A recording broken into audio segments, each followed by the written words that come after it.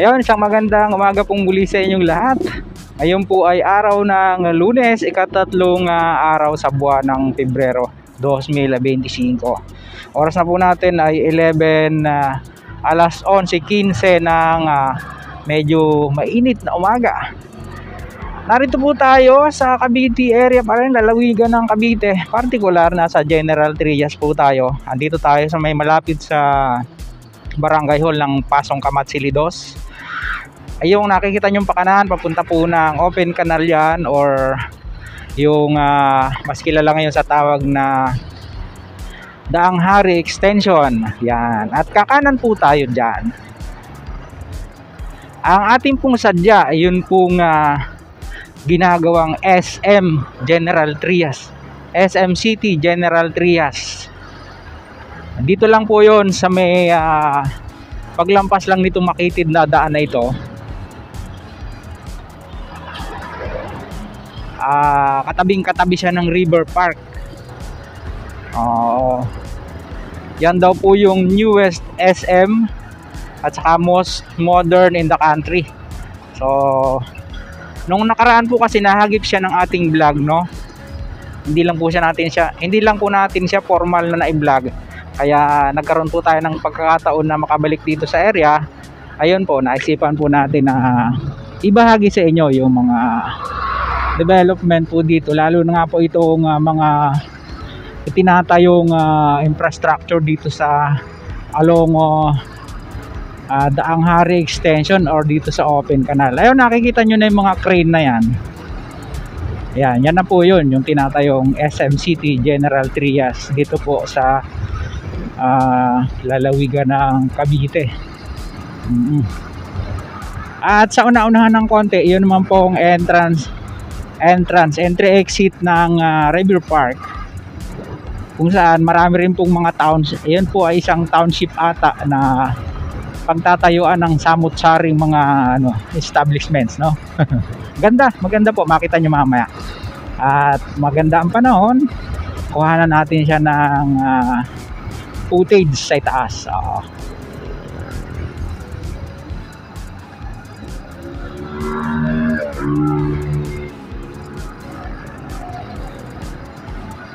Abante pa tayo konti para masilip natin. Dun sana sa may malilom eh. Ayan, daming truck. Di ba? Ito na yun mismo. The next gen racing zone on Gen 3. This is it, kabayan.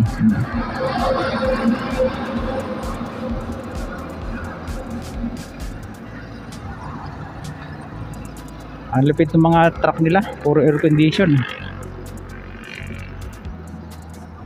Ayan, dito tayo mismo sa harap na harap, no? At sa di kalayuan, nandyan na po yung magiging paglampas ng building na yon, yung interchange ng Calax dito sa Open Canal or Daang Hari Extension. Stay tuned.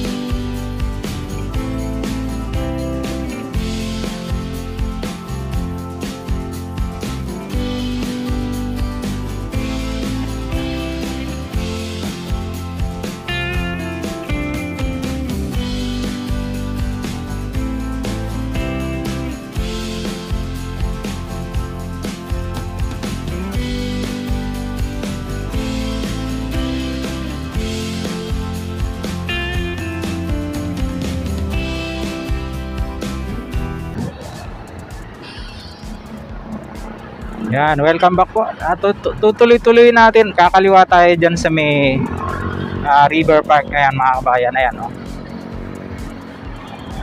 Ang lawak pala nito.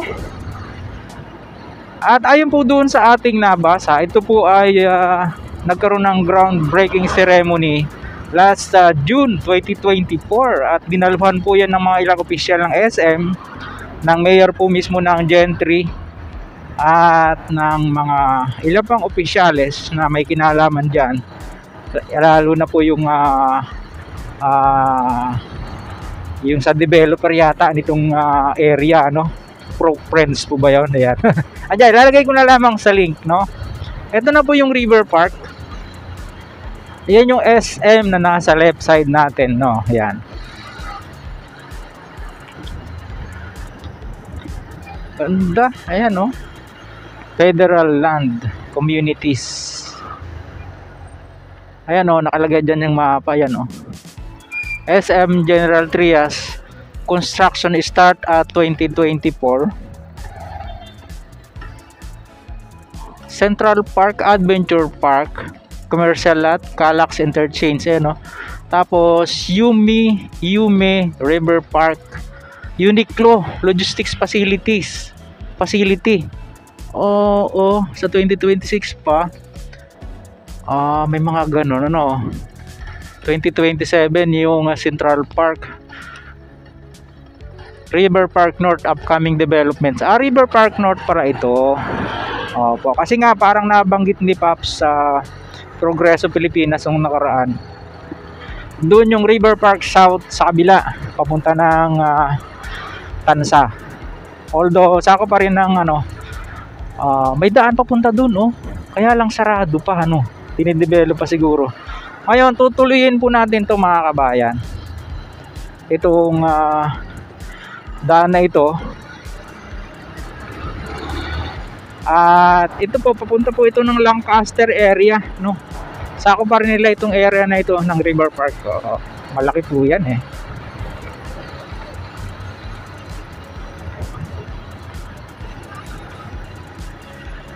Ayan, nakarating dito yung drone natin, no? At sa di malamang dahilan, kalapit-lapit pa, nag-lost signal na siya. Meron mga ganong area, no? Medyo kumukulimlim na. Ang ganda na ng daan. Dati po, pribadong daan to. Hindi ka makakadaan dito nang walang sticker yung sasakyan mo, eh. Pero ngayon, tingnan nyo naman, binukas na sa public, no?